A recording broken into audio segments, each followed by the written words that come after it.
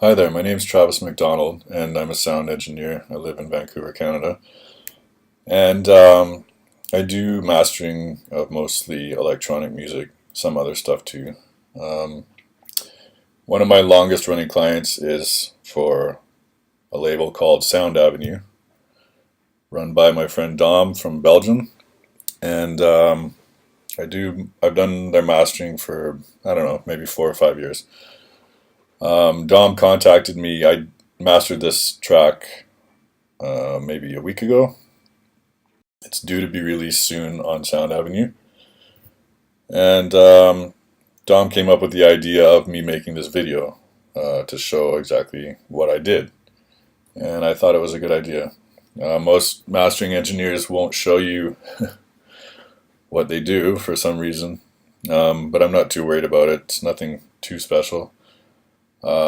If you come to me for mastering, you're coming to me more for the experience and knowledge that I have, not what I use or what I'm going to show you. Um, so yeah, I'll just run through and show you what I did. It's not too complicated. First of all, one thing I'd like to mention is when you're mastering a song, don't get too attached to the music. It's the creative part and the producing is up to the artist. It's their song. It doesn't matter if you like the genre of music or like the song personally. That's not your job. It's just to make it sound as good as it can. Um, so don't spend too long on it. I dumped the song in. Each song usually takes roughly 20 minutes. Um, you don't want to. The longer you listen to a song, the more you're gonna, you know, get attached to it or get sick of it or something. But your first impression of the song is what's most important. You can throw this into your software, and within 5 seconds, you can hear what the song needs, especially after you've been doing this for years and years. And that first impression is always right. So, um, don't spend too long on it. Mastering doesn't take that long. So one other thing I'd like to mention is some people have these ideas that you should compare a track to another track or something like that when you're mastering. That's total garbage, I think. If you know what you're doing when mastering a song, you don't need to do that. And who's to say the song that a lot of the guys these days just don't know what they're doing, so they do things like that. But who's to say the song that you're comparing it to is right, or the song that came from? So you need to start at the foundation and know what the hell you're doing. So how I'd like to explain it is when you're mastering a track, what you're doing basically is just positioning the song properly. Um, the best way to enjoy music usually is, if you see a band and the band's 15 in front of you, front and center, you can hear left to right. Then it sounds great. You can hear everything that's being played because it's not too far away. If you take the same band and put them 200 feet away, it sounds ridiculous. It's not enjoyable. That's not the most enjoyable way to hear that song. So you want it, to sound like you're close. And so what you're doing when mastering is just that. You're positioning the song. The different tools that you have to do that are just ways of doing that. EQing. If you add high end or high frequencies to your song, you're bringing the song forward. If you take the highs away, you're pushing the song back in space. So you have to use your imagination and just close your eyes if you have to, and just play with the EQ and see how the music moves around front to back. You can do panning for side to side, and then you have compression or whatever for dynamic range, volume. But basically positioning it, right away usually when you dump a song into be mastered, 90% of the time it's lacking a little bit of highs. So when you increase that, whether through EQ saturation, or whatever, what you're doing is bringing the song forward. So usually when you start with a pre-master, it just sounds too far away. So you need to brighten it up and bring it forward. So I'm just, with that being said, I'll show you what I did with this. It's pretty standard. I do start with a template because most of the things are, it's in the proper order. I can change the order if I want to, but it's just best to start with a template. It saves me a lot of time. And then if I have to change something, I will. So on this song, I'll let you hear it.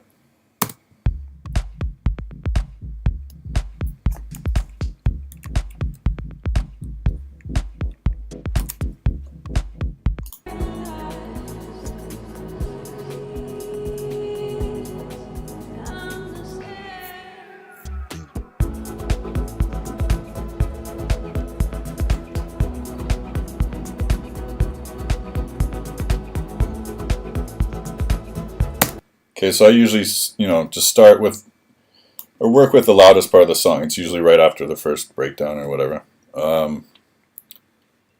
You don't want to work with, setting thresholds of compressor at the beginning of the song because it might be quieter.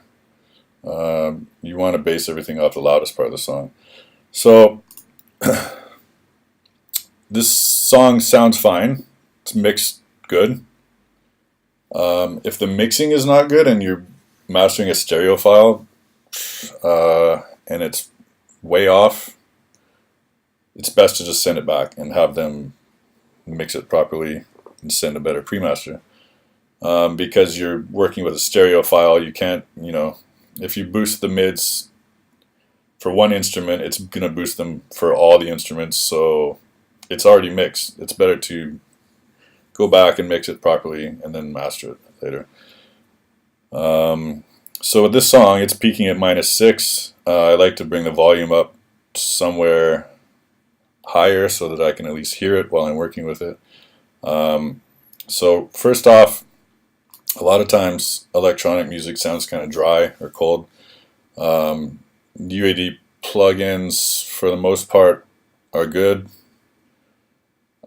This Neve channel strip is amazing, but not all UAD plugins are good just because they say UAD. A lot of them are shit, and they're a ripoff.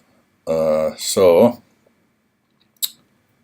I ran this through this preamp, just the preamp part of this. I didn't compress it or use EQ or anything from this, just to add a little warmth. Makes it sound more musical. So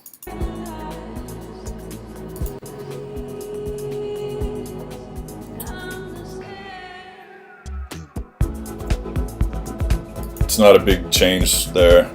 You don't hear a major difference because it's, for one thing, it's kind of quiet. I just added like 3 decibels of line input gain. I'll maybe make another video of that someday. So then right away, usually, and even before EQing, I usually run it through this Oxford inflator, and I think it boosts the highs. It's kind of saturation with harmonic distortion. So, but one thing you should consider is always to keep your gain as high as possible as early on in your signal as you can without going over 0. Especially when working with hardware. That way you don't want to record super low because there is noise in hardware, and then so after you record that and bring the volume up, you're also going to be bringing the noise up, and that's not good. You want to record as loud as you can without, peaking past 0 as possible. So anyways, so right here things get more fun because I can at least bring the signal up. So as you can see, I've added 4.29 decibels of gain, and that will be a volume that I can work with, at least hear what I'm doing. So then this plugin, without any effect, sounds like that, and with it you'll hear some high end is added and the song tends to come forward.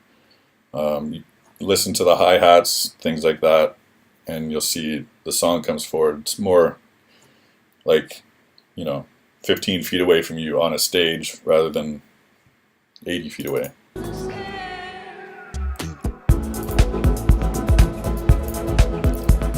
So that's with the inflator. I make sure, so it comes in here, goes out here. Always make sure if you're gaining the input that the output is still under 0. I don't have to lower it, it's not peaking, so it's fine. Onto EQ, I then added some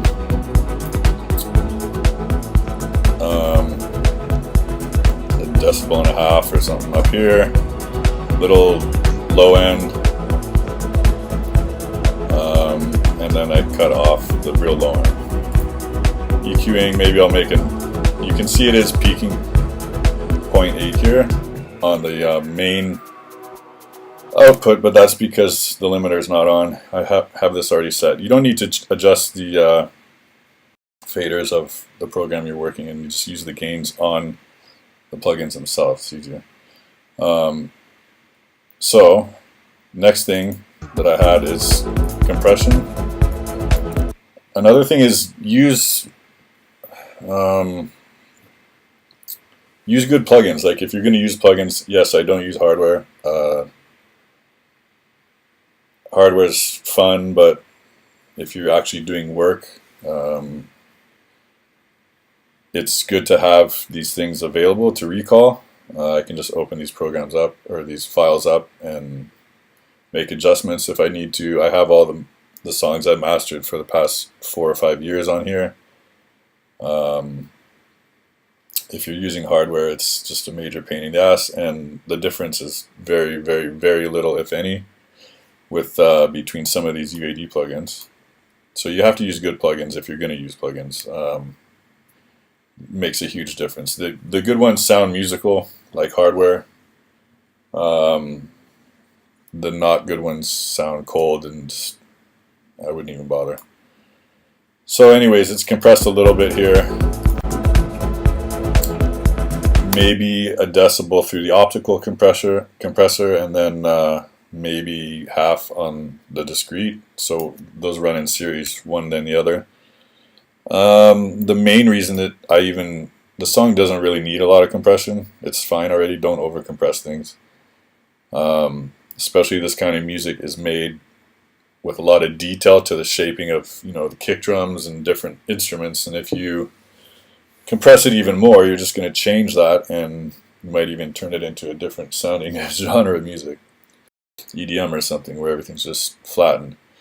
So you don't want to compress it too much. The main reason I'm running it through here is to use the transformers of the Shadow Hills compressor, and it adds a little bit of, brings the song even a little bit more forward. And it does it sounding musically. Sounds good. Then I use this DV3 to, you'll hear quite a major difference here, and that's with the stereo width and then making the bottom end mono. So for stereo, a lot of people just make something as wide as possible, and that's not good. This stereo width has option of going 400% wide, but I thought 196 sounded the best, because when you make something too wide, it leaves everything bare down the middle, and the song loses all of its punch, because the middle is kind of delayed. So you have to, the way to find the sweet spot is just to sweep the knob and listen. Also, if there's too much width, you can get phasing from the left to right, and they just kind of phase and it doesn't sound good. So listen for a sweet spot. 196% was what I found was good here. What you hear is 0 first. I mean, you can go up to there, but right around here sounds good, because it sounds wide, but it still punches down the middle.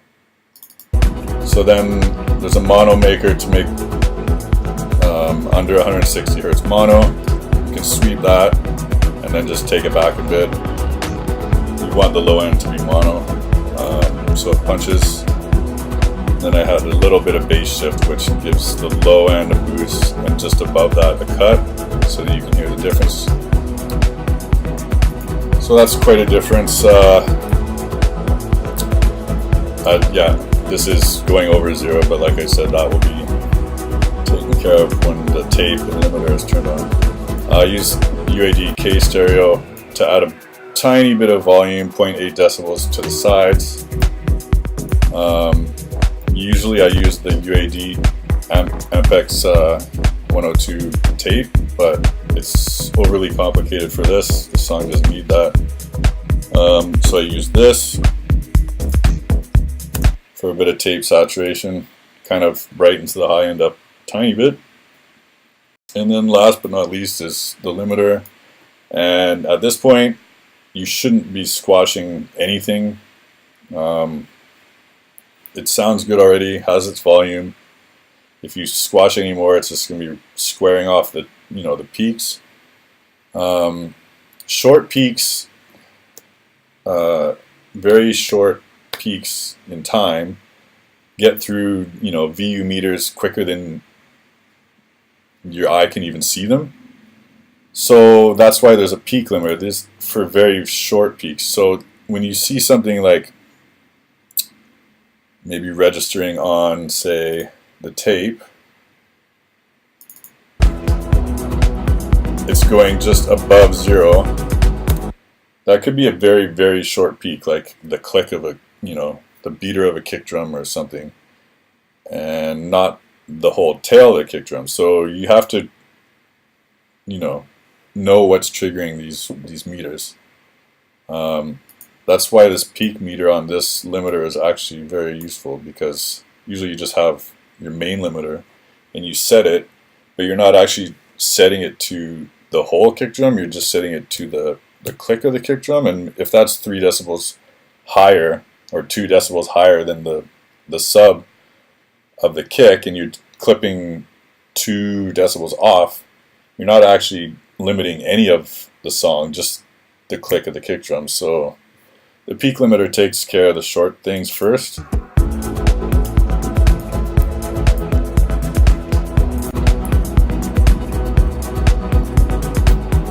As you can see, it's doing maybe 1 decibel of peak limiting, and then some high limiting, which is almost nothing, clipping barely, and then just barely limiting. So this plugin is just mostly doing quick, short sounds,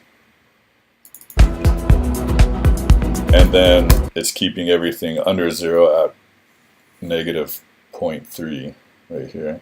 That's the main, so that's the main output. So this song is done. It got most of its, what I did is made it wider, a bit warmer with the preamp of the Neve, and the main thing is to brighten it up, add some highs, and like I've said in another something, I like to add highs and bring the song forward as much as I can with saturation, like from the tape or the compressor, transformers, that sort of thing, the inflator, before an EQ.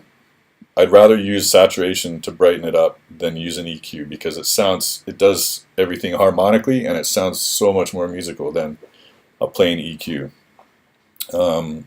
Then if I still need more highs after doing that, then I go for the EQ. EQ is great for like cutting frequencies and that sort of thing, but if you're going to brighten it up, try and do it with saturation first, and then go for the EQ. So I've done that, and then just limited the very peaks so it doesn't go over negative 0.3, and that's it. So I'll let you hear the part of the song now.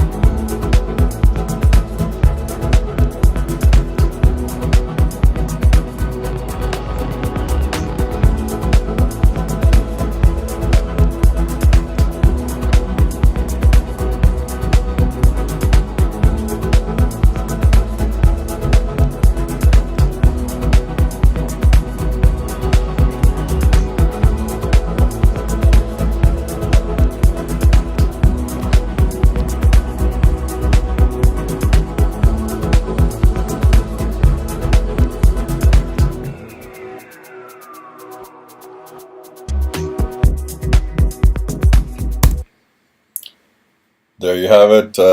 If you have any questions, you can contact me at travismacdonaldmastering.com. And this song will be out soon on Sound Avenue. So thanks for watching. Share if you want.